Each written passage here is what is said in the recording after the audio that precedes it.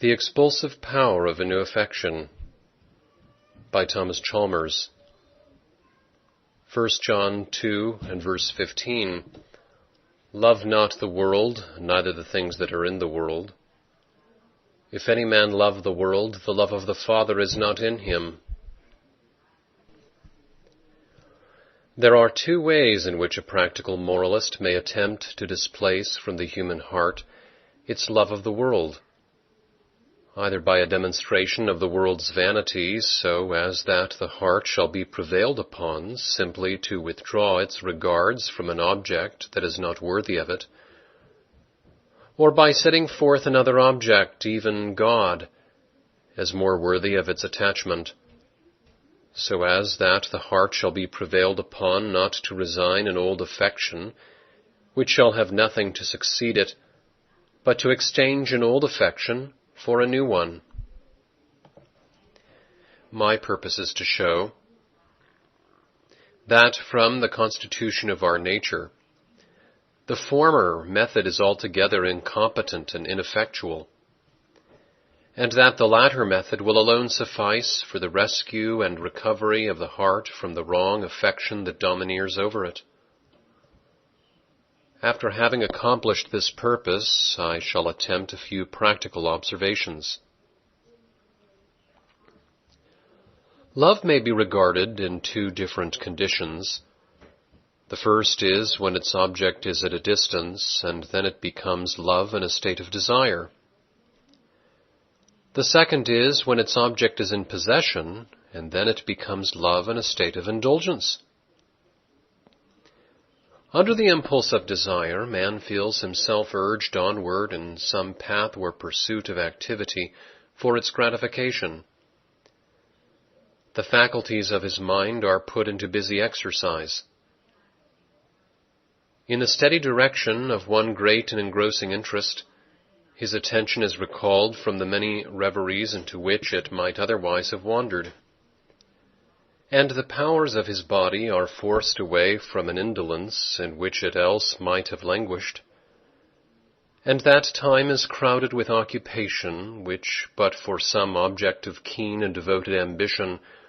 might have dribbled along in successive hours of weariness and distaste. And though hope does not always enliven,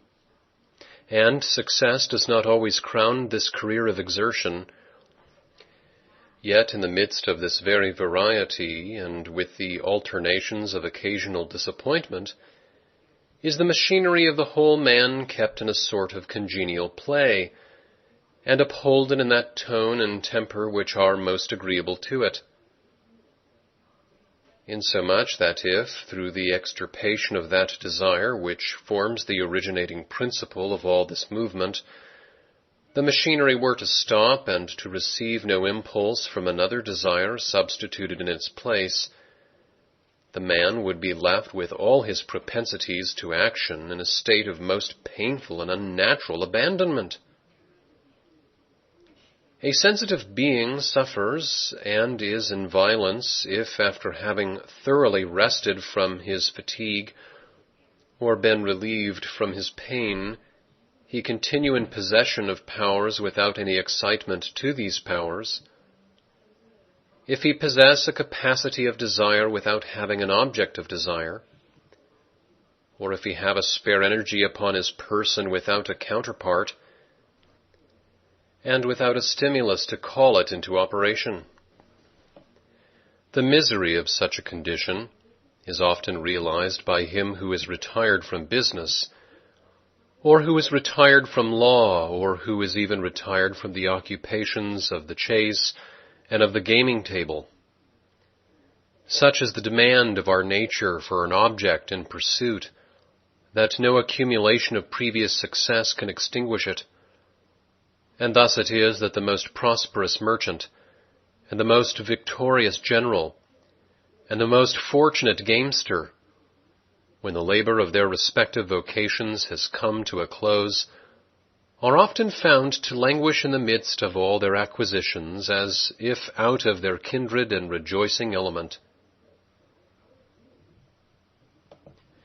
It is quite in vain with such a constitutional appetite for employment in man to attempt cutting away from him the spring or the principle of one employment without providing him with another. The whole heart and habit will rise in resistance against such an undertaking. The else unoccupied female who spends the hours of every evening at some play of hazard knows as well as you that the pecuniary gain or the honorable triumph of a successful contest are altogether paltry. It is not such a demonstration of vanity as this that will force her away from her dear and delightful occupation. The habit cannot be so displaced as to leave nothing but a negative and cheerless vacancy behind it, though it may so be supplanted as to be followed up by another habit of employment, to which the power of some new affection has constrained her. It is willingly suspended, for example, on any single evening, should the time that wont to be allotted to gaming require to be spent on the preparations of an approaching assembly. The ascendant power of a second affection will do what no exposition, however forcible, of the folly and worthlessness of the first ever could effectuate. And it is the same in the great world. We shall never be able to arrest any of its leading pursuits by a naked demonstration of their vanity. It is quite in vain to think of stopping one of these pursuits in any way else but by stimulating to another. In attempting to bring a worldly man intent and busied with the prosecution of his objects to a dead stand, we have not merely to encounter the charm which he annexes to these objects, but we have to encounter the pleasure which he feels in the very prosecution of them. It is not enough, then, that we dissipate the charm by a moral and eloquent and affecting exposure of its elusiveness. We must address to the eye of his mind another object, with a charm powerful enough to dispossess the first of its influences, and to engage him in some other prosecution as full of interest and hope and congenial activity as the former. It is this which stamps an impotency on all moral and pathetic declamation about the insignificance of the world. A man will no more consent to the misery of being without an object, because that object is a trifle, or of being without a pursuit, because that pursuit terminates in some frivolous or fugitive acquirement. Then he will voluntarily submit himself to the torture, because that torture is to be of short duration. If to be without desire and without exertion altogether is a state of violence and discomfort, then the present desire with its correspondent train of exertion is not to be got rid of simply by destroying it. It must be by substituting another desire, and another line or habit of exertion in its place. And the most effectual way of withdrawing the mind from one object is not by turning it away upon desolate and unpeopled vacancy, but by presenting to its regards another object still more alluring. These remarks apply not merely to love considered in its state of desire for an object not yet obtained. They apply also to love considered in its state of indulgence or placid gratification with an object already in possession. It is seldom that any of our tastes are made to disappear by a mere process of natural extinction. At least it is very seldom that this is done through the instrumentality of reasoning. It may be done by excessive pampering, but it is almost never done by the mere force of mental determination. But what cannot be thus destroyed may be dispossessed, and one taste may be made to give way to another, and to lose its power entirely as the reigning affection of the mind. It is thus that the boy ceases at length to be the slave of his appetite, but it is because a manlier taste has now brought it into subordination, and that the youth ceases to idolize pleasure, but it is because the idol of wealth has become the stronger and gotten the ascendancy, and that even the love of money ceases to have the mastery over the heart of many a thriving citizen, but it is because, drawn into the whirl of city politics, another affection has been wrought into his moral system, and he is now lorded over by the love of power. There is not one of these transformations in which the heart is left without an object. Its desire for one particular object may be conquered, but as to its desire for having some one object or other, this is unconquerable. Its adhesion to that on which it has fastened the preference of its regards cannot willingly be overcome by the rending away of a simple separation. It can be done only by the application of something else, to which it may feel the adhesion of a still stronger and more powerful preference. Such is the grasping tendency of the human heart, that it must have a something to lay hold of, and which, if wrested away without the substitution of another something in its place, would leave a void and a vacancy as painful to the mind as hunger is to the natural system. It may be dispossessed of one object or of any, but it cannot be desolated of all. Let there be a breathing and a sensitive heart, but without a liking and without affinity to any of the things that are around it. And in a state of cheerless abandonment, it would be alive to nothing but the burden of its own consciousness and feel it to be intolerable.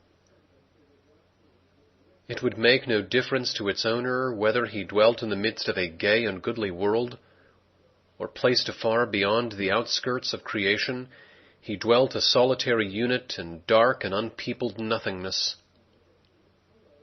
The heart must have something to cling to, and never by its own voluntary consent will it so denude itself of all its attachments that there shall not be one remaining object that can draw or solicit it. The misery of a heart thus bereft of all relish for that which wont to minister enjoyment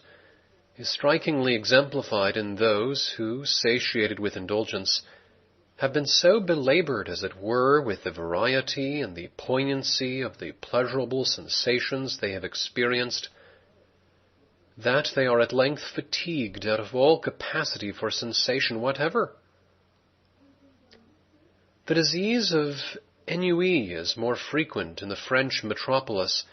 where amusement is more exclusively the occupation of the higher classes, than it is in the British metropolis, where the longings of the heart are more diversified by the resources of business and politics. There are the votaries of fashion, who in this way have at length become the victims of fashionable excess, in whom the very multitude of their enjoyments has at last distinguished their power of enjoyment, who, with the gratifications of art and nature at command, now look upon all that is around them with an eye of tastelessness, who, plied with the delights of sense and of splendor even to weariness, and incapable of higher delights, have come to the end of all their perfection, and like Solomon of old, found it to be vanity and vexation. The man whose heart has thus been turned into a desert can vouch for the insupportable languor which must ensue when one affection is thus plucked away from the bosom without another to replace it. It is not necessary that a man receive pain from anything in order to become miserable. It is barely enough that he looks with distaste to everything, and in that asylum which is the repository of minds out of joint,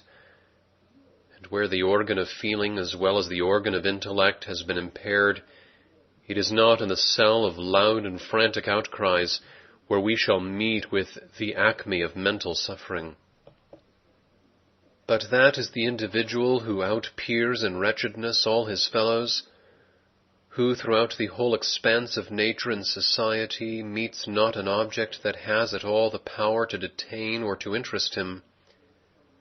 who neither in earth beneath nor in heaven above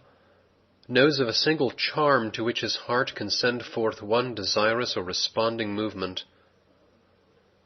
to whom the world, in his eye a vast and empty desolation, has left him nothing but his own consciousness to feed upon, dead to all that is without him, and alive to nothing but to the load of his own torpid and useless existence. It will now be seen, perhaps, why it is that the heart keeps by its present affections with so much tenacity, when the attempt is to do them away by a mere process of extirpation. It will not consent to be so desolated. The strong man whose dwelling place is there may be compelled to give way to another occupier, but unless another stronger than he has power to dispossess and to succeed him, he will keep his present lodgment unviolable. The heart would revolt against its own emptiness. It could not bear to be so left in a state of waste and cheerless insipidity. The moralist who tries such a process of dispossession as this upon the heart is thwarted at every step by the recoil of its own mechanism. You have all heard that nature abhors a vacuum. Such at least is the nature of the heart, that though the room which is in it may change one inmate for another, it cannot be left void without the pain of most intolerable suffering. It is not enough, then, to argue the folly of an existing affection. It is not enough, in the terms of a forcible or an affecting demonstration, to make good the evanescence of its object. It may not even be enough to associate the threats and the terrors of some coming vengeance with the indulgence of it.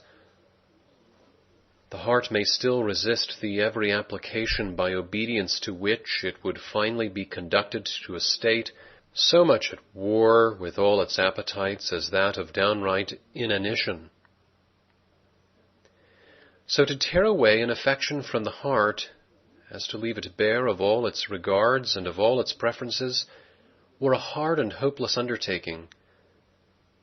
and it would appear as if the alone powerful engine of dispossession were to bring the mastery of another affection to bear upon it. We know not a more sweeping interdict upon the affections of nature than that which is delivered by the Apostle in the verse before us. To bid a man into whom there has not yet entered the great and ascendant influence of the principle of regeneration, to bid him withdraw his love from all the things that are in the world, is to bid him give up all the affections that are in his heart. The world is the all of a natural man. He has not a taste nor a desire that points not to a something placed within the confines of its visible horizon. He loves nothing above it, and he cares for nothing beyond it. And to bid him love not the world is to pass a sentence of expulsion on all the inmates of his bosom. To estimate the magnitude and the difficulty of such a surrender, let us only think that it were just as arduous to prevail on him not to love wealth, which is but one of the things in the world, as to prevail on him to set wilful fire to his own property. This he might do with sore and painful reluctance if he saw that the salvation of his life hung upon it, but this he would do willingly if he saw that a new property of tenfold value was instantly to emerge from the wreck of the old one. In this case there is something more than the mere displacement of an affection. There is the overbearing of one affection by another. But to desolate his heart of all love for the things of the world, without the substitution of any love in its place, were to him a process of as unnatural violence as to destroy all the things that he has in the world, and to give him nothing in their room. So that if to love not the world be indispensable to one's Christianity, then the crucifixion of the old man is not too strong a term to mark that transition in his history when all old things are done away and all things become new. We hope that by this time you understand the impotency of a mere demonstration of this world's insignificance. Its sole practical effect, if it had any, would be to leave the heart in a state which to every heart is insupportable, and that is a mere state of nakedness and negation. You may remember the fond and unbroken tenacity with which your heart has often recurred to pursuits over the utter frivolity of which it sighed and wept but yesterday. The arithmetic of your short-lived days may on Sabbath make the clearest impression upon your understanding, and from his fancied bed of death may the preacher cause a voice to descend in rebuke and mockery on all the pursuits of earthliness. And as he pictures before you the fleeting generations of men, with the absorbing grave, whither all the joys and interests of the world hasten to their sure and speedy oblivion, may you, touched and solemnized by his argument, feel for a moment as if on the eve of a practical and permanent emancipation from a scene of so much vanity. But the morrow comes, and the business of the world, and the objects of the world, and the moving forces of the world come along with it. And the machinery of the heart, in virtue of which it must have something to grasp, or something to adhere to, brings it under a kind of moral necessity to be actuated just as before, and in utter repulsion towards a state so unkindly as that of being frozen out both of delight and of desire,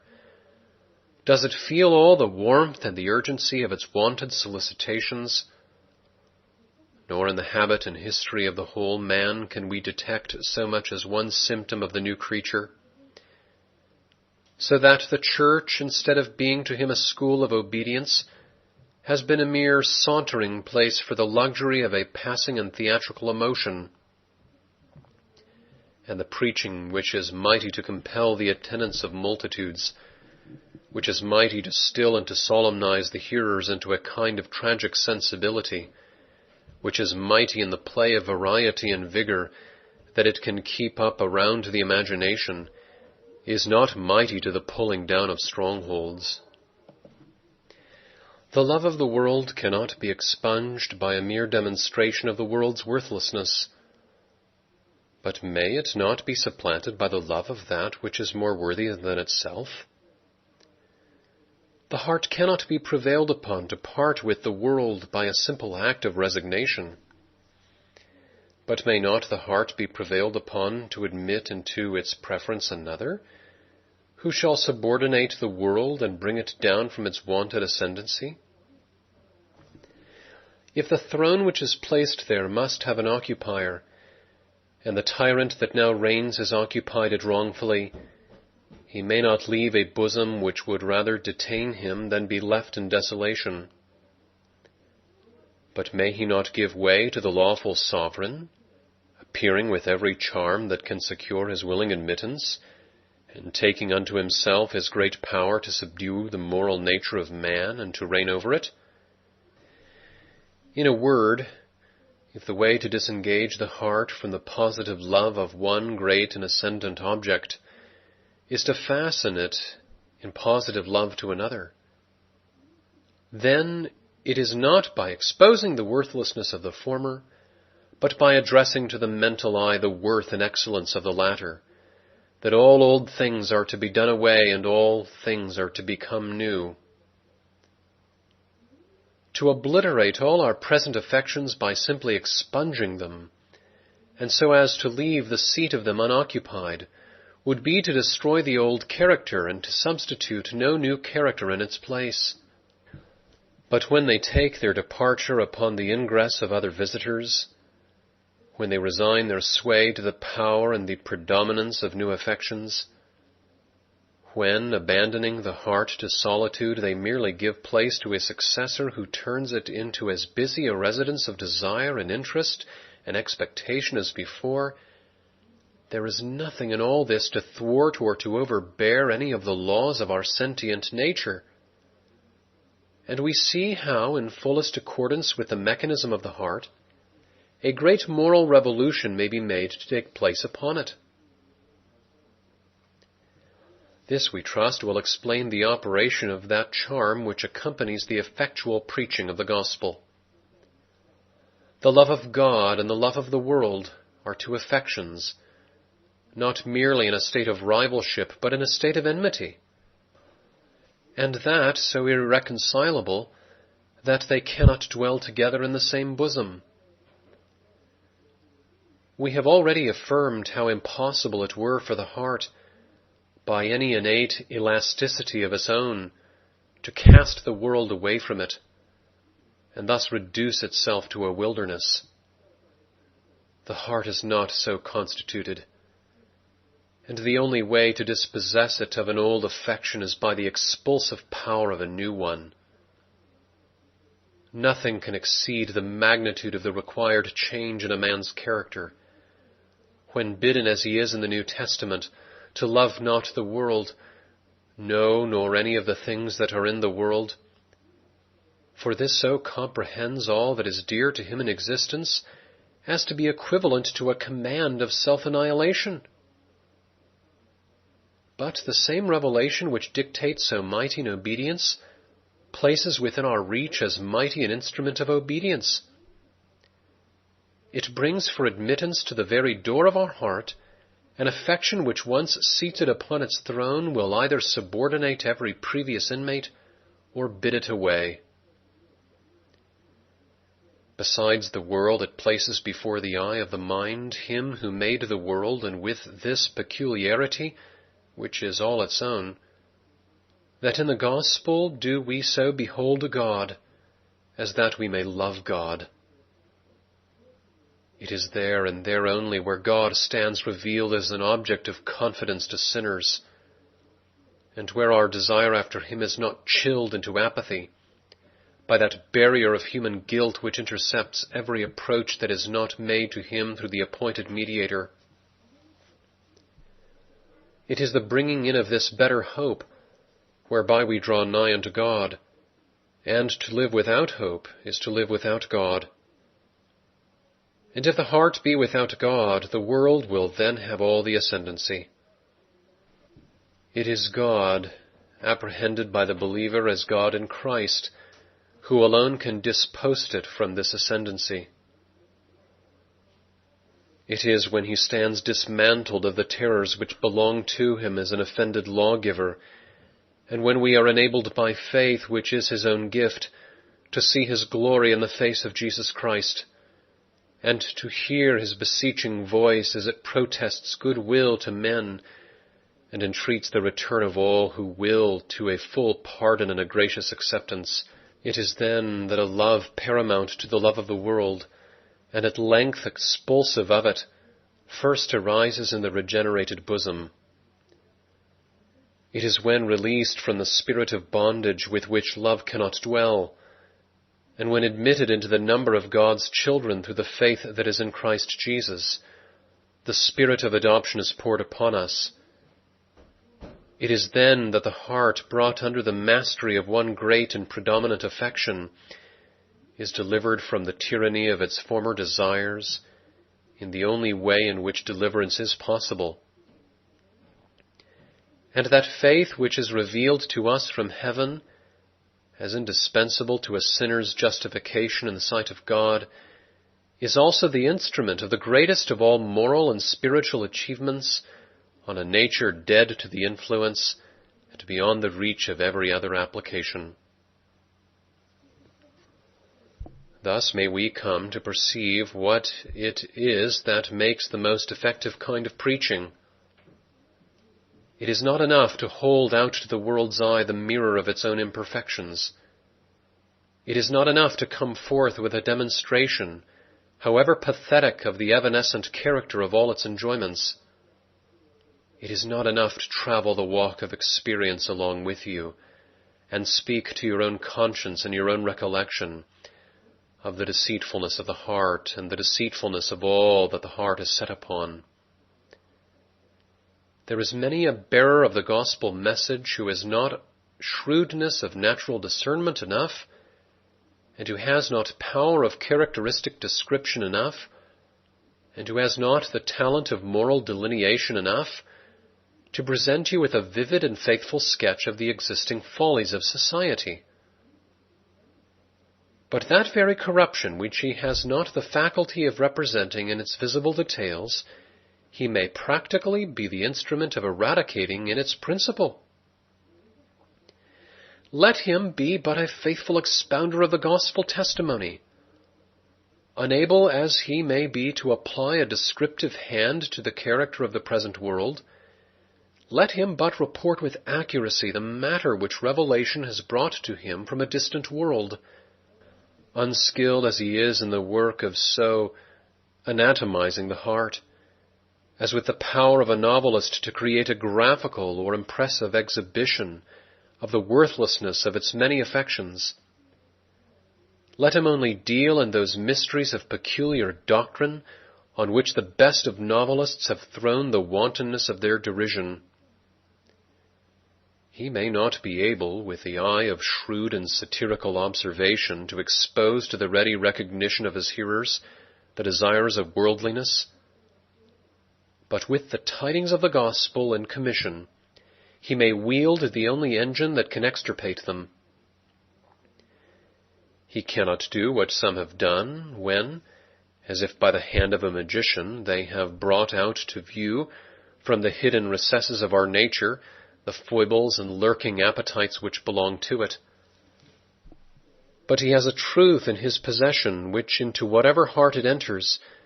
will, like the rod of Aaron, swallow up them all. And unqualified as he may be to describe the old man in all the nicer shading of his natural and constitutional varieties, with him is deposited that ascendant influence under which the leading tastes and tendencies of the old man are destroyed, and he becomes a new creature in Jesus Christ our Lord.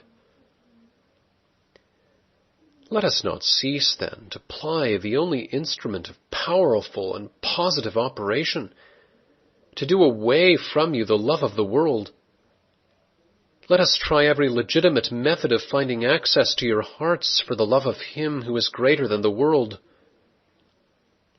For this purpose, let us, if possible, clear away that shroud of unbelief which so hides and darkens the face of the deity. Let us insist on his claims to your affection, and whether in the shape of gratitude or in the shape of esteem, let us never cease to affirm that in the whole of that wondrous economy, the purpose of which is to reclaim a sinful world unto himself, he, the God of love, so sets himself forth in characters of endearment that naught but faith and naught but understanding are wanting on your part to call forth the love of your hearts back again. And here let us advert to the incredulity of a worldly man. When he brings his own sound and secular experience to bear upon the high doctrines of Christianity,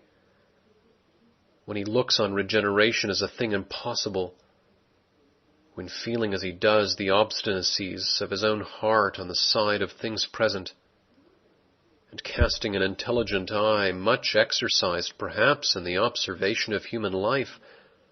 on the equal obstinacies of all who are around him, he pronounces this whole matter about the crucifixion of the old man and the resurrection of a new man in his place to be in downright opposition to all that is known and witnessed of the real nature of humanity. We think that we have seen much men who, firmly trenched in their own vigorous and homebred sagacity, and shrewdly regarded of all that passes before them through the week and upon the scenes of ordinary business, look on that transition of the heart by which it gradually dies unto time and awakens in all the life of a new felt and ever-growing desire towards God as a mere Sabbath speculation, and who thus, with all their attention engrossed upon the concerns of earthliness, continue unmoved to the end of their days amongst the feelings and the appetites and the pursuits of earthliness. If the thought of death and another state of being after it comes across them at all, it is not with a change so radical as that of being born again that they ever connect the idea of preparation. They have some vague conception of its being quite enough that they acquit themselves in some decent and tolerable way of their relative obligations, and that, upon the strength of some such social and domestic moralities as are often realized by him into whose heart the love of God has never entered, they will be transplanted in safety from this world, where God is the being with whom it may almost be said that they have had nothing to do, to that world where God is the being with whom they will have mainly and immediately to do throughout all eternity. They admit all that is said of the utter vanity of time, when taken up with as a resting place, but they resist every application made upon the heart of man, with the view of so shifting its tendencies, that it shall not henceforth find in the interests of time all its rest and all its refreshment. They, in fact, regard such an attempt as an enterprise that is altogether aerial, and with a tone of secular wisdom, caught from the familiarities of everyday experience, do they see a visionary character in all that is said of setting our affections on the things that are above, and of walking by faith, and of keeping our hearts in such a love of God as shall shut out from them the love of the world, and of having no confidence in the flesh, and of so renouncing earthly things as to have our conversation in heaven.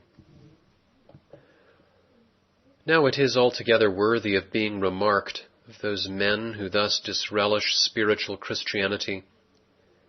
and in fact deem it an impracticable acquirement, how much of a piece their incredulity about the demands of Christianity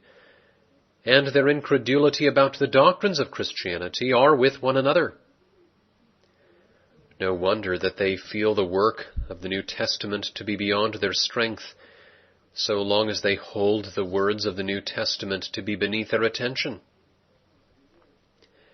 Neither they nor any one else can dispossess the heart of an old affection, but by the expulsive power of a new one. And if that new affection be the love of God, neither they nor anyone else can be made to entertain it, but on such a representation of the deity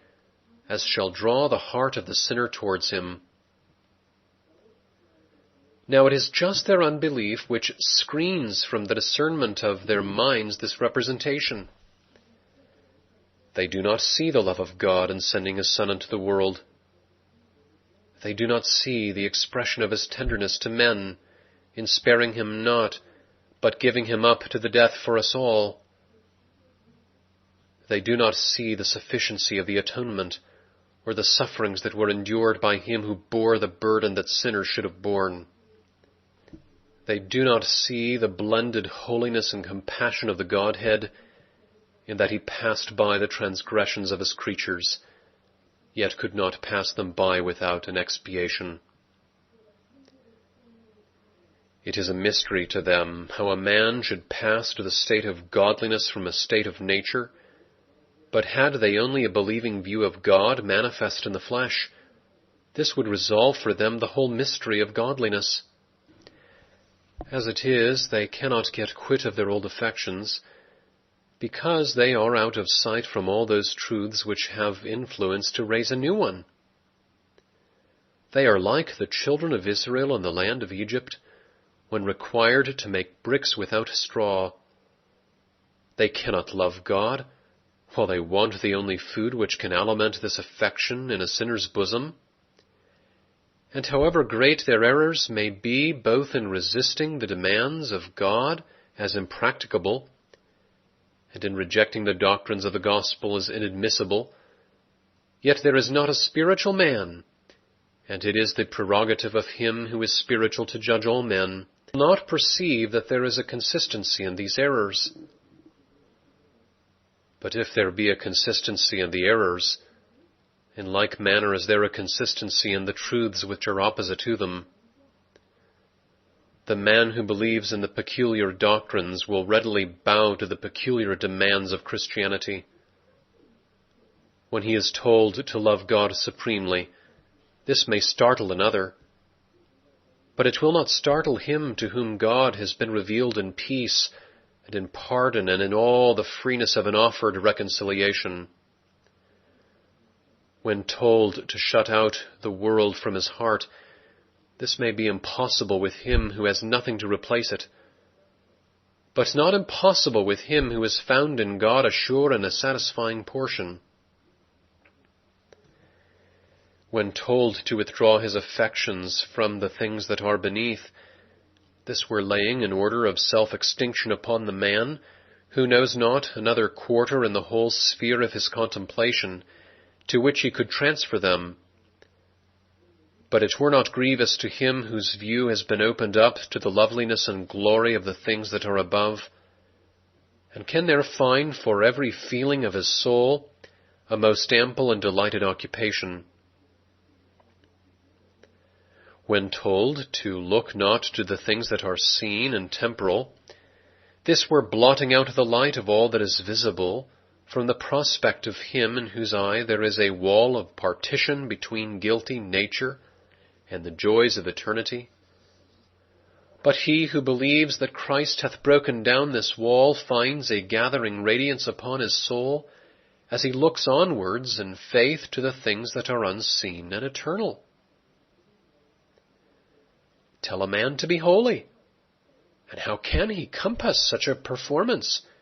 when his alone fellowship with holiness is a fellowship of despair? It is the atonement of the cross reconciling the holiness of the lawgiver with the safety of the offender that hath opened the way for a sanctifying influence into the sinner's heart,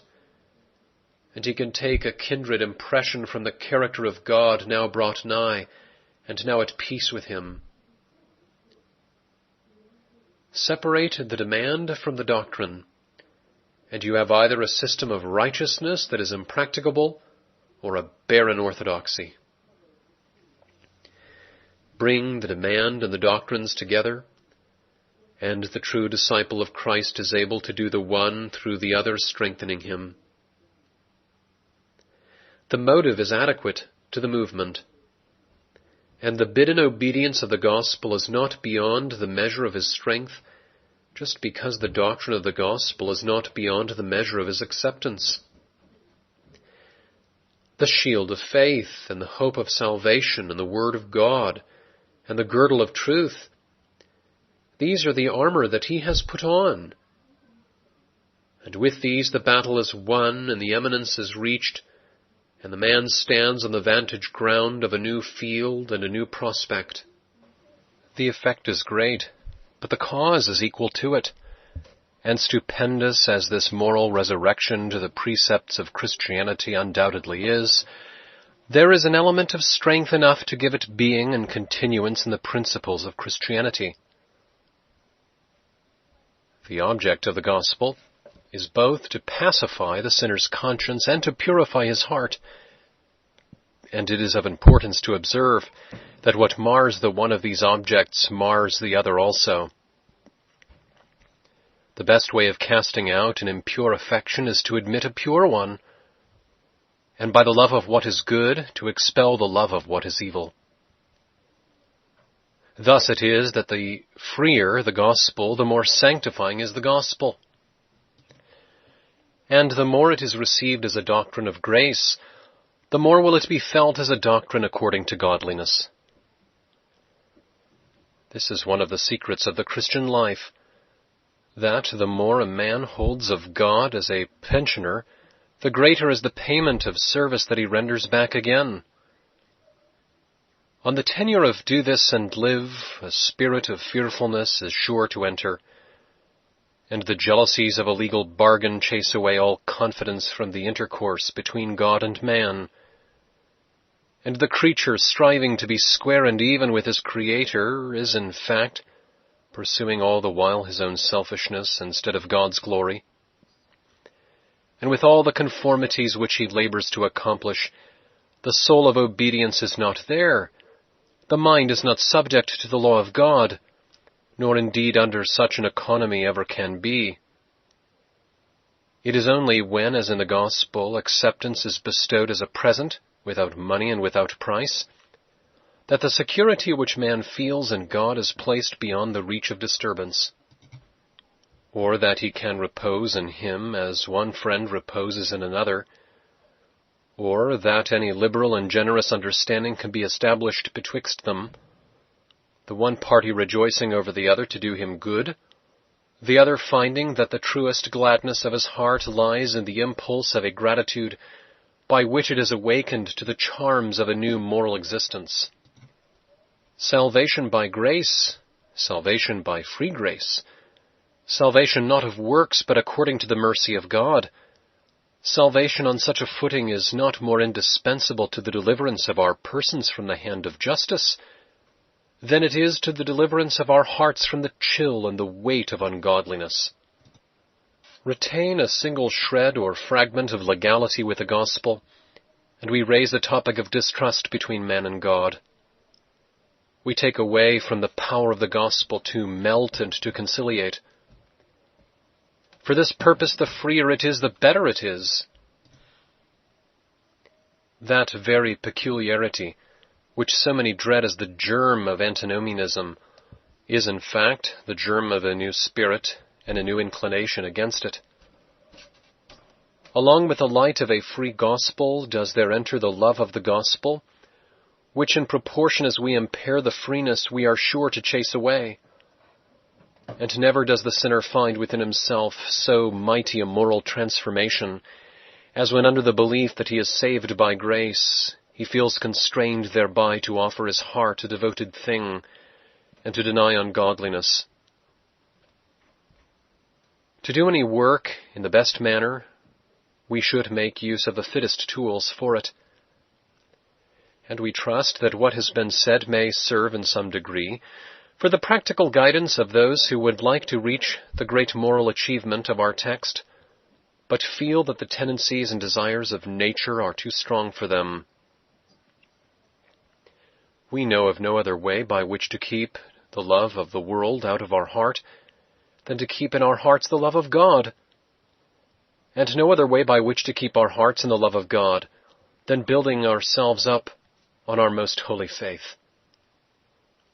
That denial of the world which is not possible to him that dissents from the gospel testimony is possible even as all things are possible to him that believeth. To try this without faith is to work without the right tool or the right instrument. But faith worketh by love, and the way of expelling from the heart the love which transgresseth the law is to admit into its receptacles the love which fulfilleth the law. Conceive a man to be standing on the margin of this green world, and that, when he looked towards it, he saw abundance smiling upon every field, and all the blessings which earth can afford scattered in profusion throughout every family, and the light of the sun sweetly resting upon all the pleasant habitations, and the joys of human companionship brightening many a happy circle of society. Conceive this to be the general character of the scene upon one side of his contemplation, and that on the other, beyond the verge of the goodly planet on which he was situated, he could descry nothing but a dark and fathomless unknown. Think you that he would bid a voluntary adieu to all the brightness and all the beauty that were before him upon earth, and commit himself to the frightful solitude away from it? Would he leave its peopled dwelling places, and become a solitary wanderer through the fields of nonentity? If space offered him nothing but a wilderness, would he for it abandon the homebred scenes of life and of cheerfulness that lay so near, and exerted such a power of urgency to detain him? Would he not cling to the regions of sense and of life and of society? and shrinking away from the desolation that was beyond it, would not he be glad to keep his firm footing on the territory of this world, and to take shelter under the silver canopy that was stretched over it?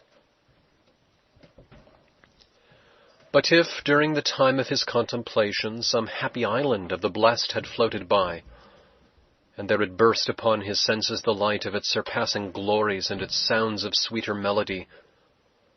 and he clearly saw that there a purer beauty rested upon every field, and a more heartfelt joy spread itself among all the families, and he could discern there a peace and a piety and a benevolence which put a moral gladness into every bosom, and united the whole society in one rejoicing sympathy with each other, and with the beneficent Father of them all. Could he further see that pain and mortality were there unknown, and above all that signals of welcome were hung out, and an avenue of communication was made for him? Perceive you not that what was before the wilderness would become the land of invitation, and that now the world would be the wilderness? What unpeopled space could not do can be done by space teeming with beatific scenes and beatific society. And let the existing tendencies of the heart be what they may to the scene that is near and visibly around us, still if another stood revealed to the prospect of man, either through the channel of faith or through the channel of his senses, then, without violence done to the constitution of his moral nature, may he die unto the present world, and live to the lovelier world that stands in the distance away from it.